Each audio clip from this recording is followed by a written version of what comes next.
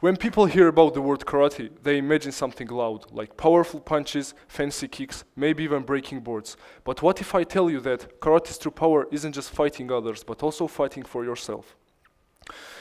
I started karate as a kid who couldn't even be concentrated for 5 minutes. I was easily distracted and frustrated.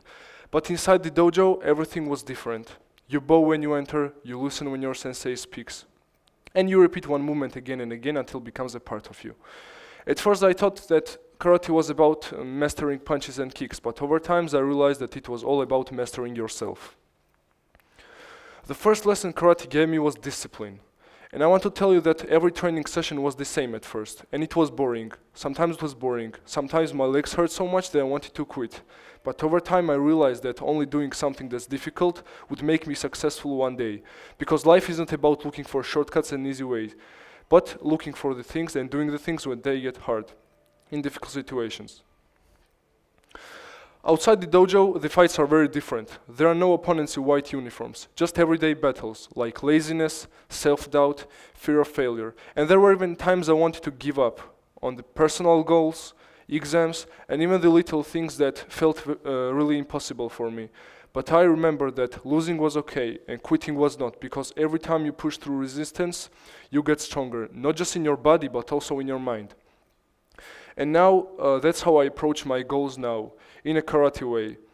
I imagine that it's just another round, another sparring session, and if I keep going on, it will eventually break through. Another good lesson karate gave me is this one.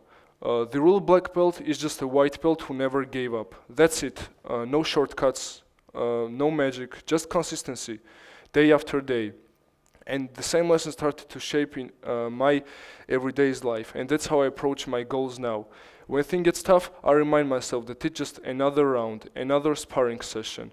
And eventually I will deal with it. Also, another good trait karate gave me is self-control. Because in a fight, the real winner and the strongest one isn't the one who hits the hardest or the fastest. No, but the one who keeps calm and keeps centered in the difficult situations. And the same goes in life, to be honest, because it doesn't matter whether it's a difficult exam or a difficult situation. Karate had trained my mind to stay centered and think before reacting. And it was a usual evening of a training when my sensei told the whole team, earning a black belt is not the end of the journey, it's just beginning of the real story. And that powerful quote has been sitting in my mind since that day. Because the purpose of this quote was this: knowledge has no limits, and there is always something to learn. And I'm sure that almost any of you have heard the quote, there is always a bigger fish. And then there's humility. This quote means that whatever thing you do, there will always be someone who is faster, stronger, or more experienced than you. And to never stop pushing towards your dream. And that humility, that hunger to keep improving, is what drives success in every field. Because discipline is not built in the big moments, it's built in the small ones, when no one is looking after you, when no one believes you, but you still carry on. And that's what really means to fight for your goals. So keep fighting for your goals, believe in your effort, and don't forget that real black belt isn't the one you wear, but the mindset you have built along the way. Thank you very much.